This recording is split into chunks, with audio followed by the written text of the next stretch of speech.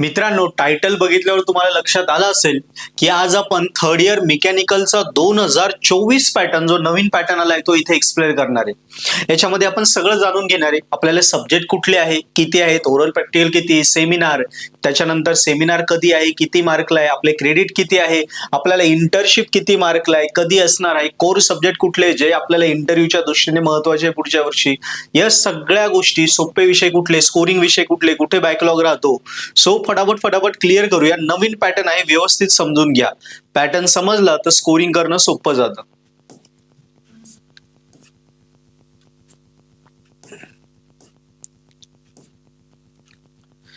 बघा मित्रांनो, सेकंड इयरला आपल्याला मेकॅनिकल मध्ये सेकंड इयरला थर्ड सेमिस्टर मध्ये 4 आणि फोर्थ मध्ये 3च विषय होते, पण आता उलट आहे। आता युनिव्हर्सिटीने 5 कंपल्सरी सब्जेक्ट या सेमला दिले। बघा, 5व्या सेमला आपल्याला 5 सब्जेक्ट आहे। HMT, TOM म्हणजे टॉम, तो आधी कॉम होता, कॉमचा आता टॉम झालाय।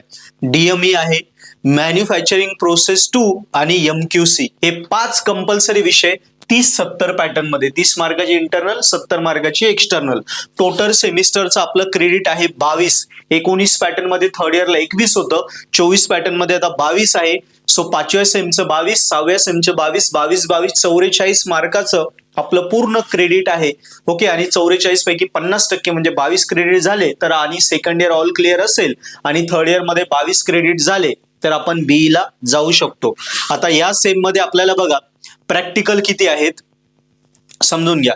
प्रॅक्टिकल एक्झाम 2 आहे 50-50 मार्काच्या, आणि सॉरी 3 आहेत। बघा, एक आहे फ्लुइड लॅबची प्रॅक्टिकल आहे, नंतर इंडस्ट्रियल रोबोटिक्सचं आहे आणि मेकॅट्रॉनिक्सचं प्रॅक्टिकल आहे। सो आपल्याला 3 प्रॅक्टिकल आहे, 150 मार्काचे प्रॅक्टिकल आहे। ओरल या सेमला नाहीये, कळतंय तुम्हाला? आता सब्जेक्टवर येऊया। बघा, HMT, टॉम आणि DME मोस्ट टफेस्ट 3 सब्जेक्ट, हे 3 सगळ्यात टफ सब्जेक्ट आहे। MP2 जो MP1 होता मागच्या सेमला सेकंड इयरला, त्याचाच नेक्स्ट पार्ट थेरी आहे, आणि MQC हा पण नियर अबाउट थेरी सब्जेक्ट आहे। सो हे दोन्ही स्कोरिंग सब्जेक्ट आहे, हे तिन्ही बॅकलॉग राहणारे सब्जेक्ट आहे।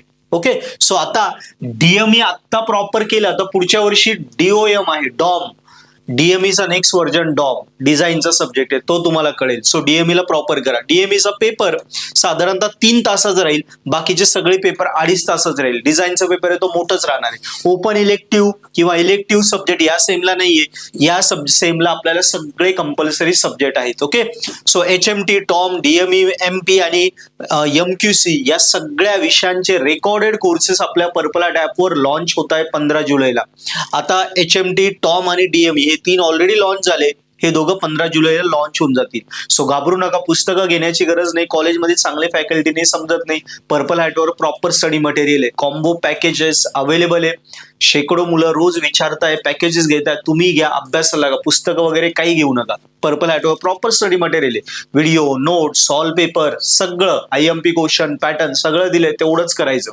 सेकंड इयरला ऑलरेडी पॅकेज सबस्क्रिप्शन वापरत होते ना मेकॅनिकलचे सगळे पोरं, सेम आता इकडे पर्पल हॅट सोबत आपलं हे सेमिस्टर स्कोरिंग करायचं। आणि बघा, महत्वाचं आहे इथे एक ओपन इलेक्टिव्ह सब्जेक्ट आहे 6वा, किती 50 मार्काला आहे, त्याचं 35 मार्काची एक्झाम होईल, 35-15 आहे एक ओपन इलेक्टिव्ह। म्हणजे या सब्जेक्टला आपल्याला मेजर डिसिप्लिन म्हणजे कंपल्सरी, म्हणजे 6 सब्जेक्ट, ऍक्च्युली 6, यस 5 नाही 6, ओपन इलेक्टिव्ह पण कंपल्सरी। ओपन इलेक्टिव्हची लिस्ट दिली असेल खाली,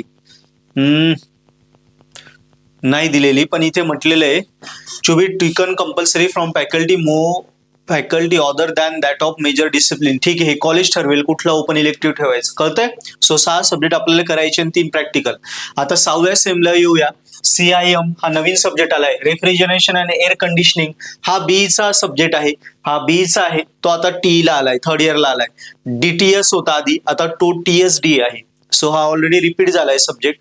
ओके, हे 3 सब्जेक्ट, त्याच्यानंतर हे 2 इलेक्टिव्ह आहे। बघा, सो 6व्या सेमला 2 इलेक्टिव्ह आहे, 3 कंपल्सरी सब्जेक्ट आहे। इथे टफ सब्जेक्ट म्हटले सो DTS आणि रेफ्रिजरेशन हे 2 टफ आहे, मग बाकी नाही, बाकी सगळे स्कोरिंग विषय। कोर सब्जेक्ट आपले जे आहे कोर सब्जेक्ट, सो त्याच्यामध्ये रेफ्रिजरेशन एक येतो, DTS येतो। इकडे कोर सब्जेक्ट म्हटले आपल्याला इंटरव्ह्यू वगैरे सगळ्या दृष्टीने महत्वाचे, हायर स्टडी किंवा हायर स्टडीसाठी, गव्हर्नमेंटसाठी, सगळ्यांसाठी HMT, टॉम आणि DME हे तिन्ही कोर सब्जेक्ट आहे। ओके, MP हा स्कोरिंग सब्जेक्ट आहे, तो पण कोर मध्ये येतो, लक्षात ठेवा।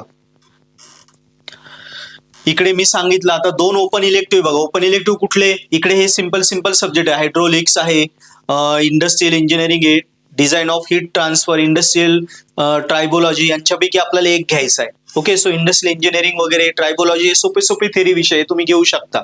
आणि सेकंड ओपन इलेक्टिव्ह आहे, हा पहिला ओपन इलेक्टिव्ह, दुसरा ओपन इलेक्टिव्ह, या 4 पैकी एक घ्यायचं आहे. Product design development theoretical subject आहे, सोपा आहे.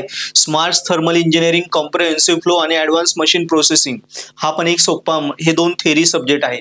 ऑब्विसली ओपन इलेक्टिव्ह घेताना पुढच्या सेमला एकदा कॉलेजशी पण डिस्कस करून घ्या. हे सेमिस्टर 22 क्रेडिट आहे. इकडे बघा प्रॅक्टिकल आपल्याला 3 आहे, इकडे पण ओरल नाही, म्हणजे या सेमलाही 3 प्रॅक्टिकल आहे. आणि महत्वाचं म्हणजे आपल्याला या 5व्या सेमला आपल्याला सेमिनार पाहिजे. सेमिनार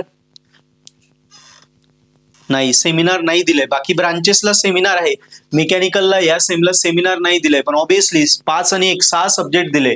सो बाकी ब्रांचला 4-4च सब्जेक्ट आहे, त्यामुळे कदाचित आपला सेमिनार कॅन्सल केलाय. बाकी राहिला आपल्याला इंटर्नशिप बघा.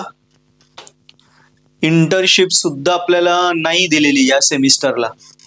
नाही, इंटर्नशिप सुद्धा नाही दिली, कारण सब्जेक्ट पुन्हा आपल्याला 3 आणि 2 5 सब्जेक्ट दिले, कदाचित त्यामुळे आपल्याला इंटर्नशिप नाही दिली. पण कदाचित असू शकते, कारण सगळ्या ब्रांचेसला 5व्या सेमला सेमिनार आहे आणि 6व्या सेमला इंटर्नशिप आहे. इंटर्नशिप कधी असते? 5व्या सेमचे पेपर संपले, 1 ते 10 डिसेंबर मध्ये पेपर संपले की साधारणतः 20 डिसेंबर ते 20 जानेवारी या एका महिन्यात, 20 डिसेंबर 2026 ते 20 जानेवारी 2027 या एका महिन्यात इंटर्नशिप तुम्हाला करावी लागते. सो कदाचित इंटर्नशिप असेल, इथे मेन्शन नाही केलेलं आहे. सो अशा प्रकारे हे सेमिस्टर आपलं आहे. सो मित्रांनो, मेकॅनिकलचे 5वं सेम आणि 6वं सेम, 6व्या सेमचे पण आता सध्या आपल्याकडे हे 2 कोर्स अवेलेबल आहे. बाकीचे जे 3 आहे ते पण आपण जेव्हा 6वं सेम होईल तेव्हा अवेलेबल करून देऊ पर्पल हॅट ॲपवर. पण आता महत्वाचं आहे तुम्हाला हे 3. आता तुम्ही म्हणशाल सर मुलं कुठल्या विषयाचे क्लास लावतात? तर जनरली सगळे मुलं पहिल्या 3 विषयांचे क्लास लावतात, आणि ज्या मुलांना टॉप करायचंय, CGPA 9च्या वरती न्यायचं आहे, सो ते मुलं सगळ्याच विषयांचे क्लासेस करतात, कारण त्यांना माहिती हे 3 टफ आहे. ते पर्पल हॅट सोबत आपलं पासिंग आणि स्कोरिंग होऊन जाईल. पण हे 2 जे स्कोरिंग आहे, पर्पल हॅट सोबत अभ्यास केलं तर ते स्कोरिंगच्या आउट ऑफ मार्क आपण जाऊ शकतो, कारण प्रॉपर स्टडी मटेरियल अवेलेबल आहे. यस, सो अशा प्रकारे हे मेकॅनिकलचं आपलं सेमिस्टर होतं. अजून काही डाऊट आले नक्की मला कमेंटमध्ये लिहा, आणि व्हिडिओ महत्वाचे सगळ्या फ्रेंडला शेअर करा, कारण हे सेमिस्टर आपल्याला कसं हे क्लिअर झालं तर बाकी मग पुढचं सोपंच आहे. यस, एक्झाम आपली नोव्हेंबर डिसेंबर मध्ये होईल. साधारणतः ही एक्झाम तुमची आता 1 ते 10 डिसेंबर मध्ये होईल. त्याच्यानंतर तुमचं टर्म एंड 20 ऑक्टोबर पर्यंत, 20 ऑक्टोबर ते 20 नोव्हेंबरच्या दरम्यान तुमचे ओव्हरऑल प्रॅक्टिकल, ओव्हरऑल तर नाहीच आहे, 3 प्रॅक्टिकल आहे दोन्ही सेमला, ते होतील. आणि 8 एक दिवस दिवाळीची सुट्टी सुद्धा असेल. येस मित्रांनो, सो पूर्ण स्ट्रक्चर तुम्हाला आता क्लिअर केलंय. बाकी काही डाऊट असले कमेंटमध्ये लिहा, आणि अभ्यास करताना पर्पल हॅट सोबत अभ्यास करा, म्हणजे मेकॅनिकल इंजिनिअरिंग आपली सोपी होईल.